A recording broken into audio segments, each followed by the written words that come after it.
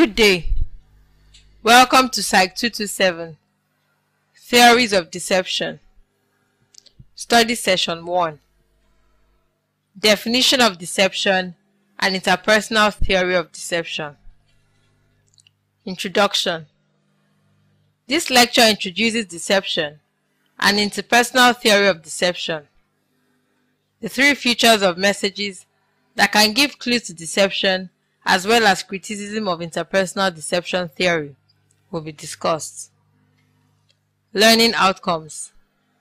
At the completion of this lecture, students are expected to understand the meaning of deception, understand the interpersonal theory of deception, know and be able to differentiate between the three features of messages that can give clues to deception, and lastly, understand the points of criticism of interpersonal deception theory. What is deception? Deception is a pretense to mislead another person into believing what is not true, which could be whole or a part of the message. If detected, deception causes betrayal sentiments, distrust, and further suspicion of the deceptive individual. Deception cuts across cultures, gender, age, and social status. Interpersonal theory of deception.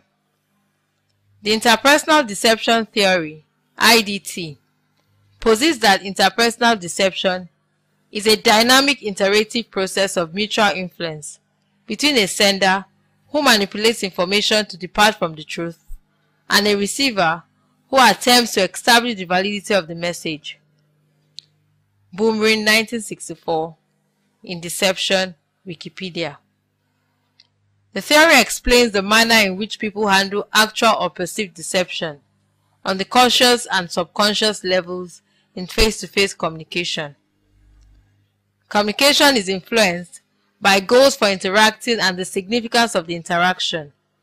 The sender's messages and comportments are influenced by messages and comportment of the receiver, and vice versa. Purposefully deceptive interaction requires more cognitive resources than honest one, regardless of the deception type, such as falsification, concealment, and equivocation that is involved. When senders manipulate messages, they become anxious over whether their deception will be detected or not. Simultaneously, receivers try to validate the information to detect deception, if there is any. Although people believe they can detect deception, but IDT suggests otherwise, and also that non-verbal cues are not absolute indicators of deception.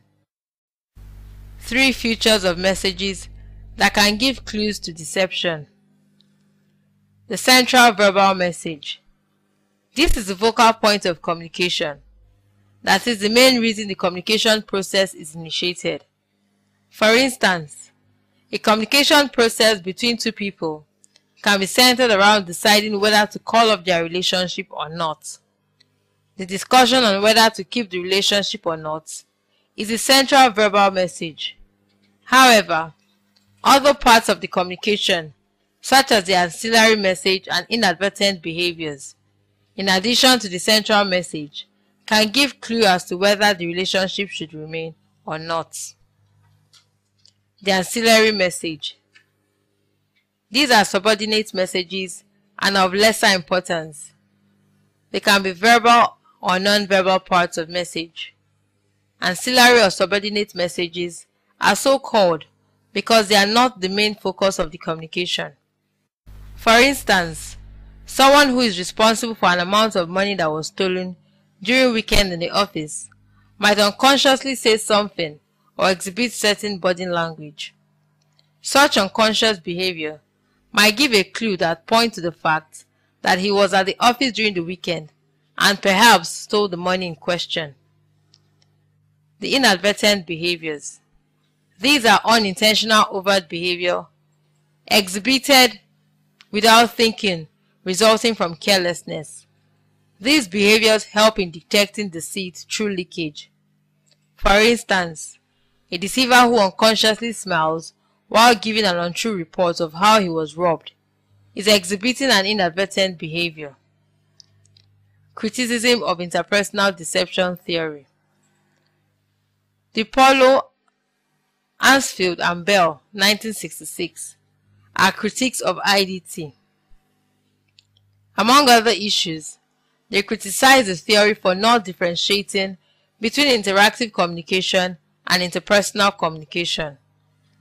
Interactive communication stresses the situational and contextual aspects of communicative discussion, while interpersonal communication stresses discussion in which the sender and the receiver are influenced to make psychological predictions about one another's behavior based on person-specific prior knowledge.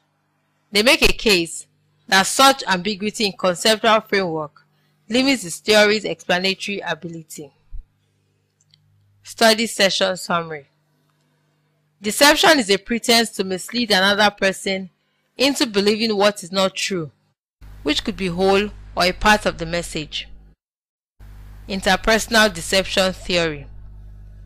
This posits that interpersonal deception is a dynamic iterative process of mutual influence between a sender who manipulates information to depart from the truth and a receiver who attempts to establish the validity of the message.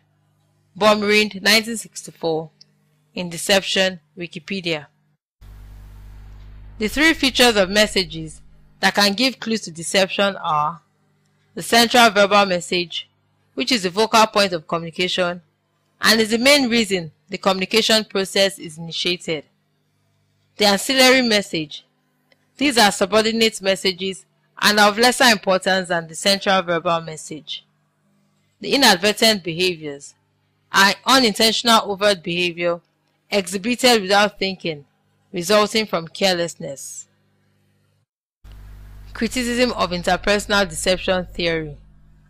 DiPaolo, Ansfield and Bell, 1996, criticize IDT for not differentiating between interactive communication and interpersonal communication. With this, we come to the end of study session 1. Thank you for listening.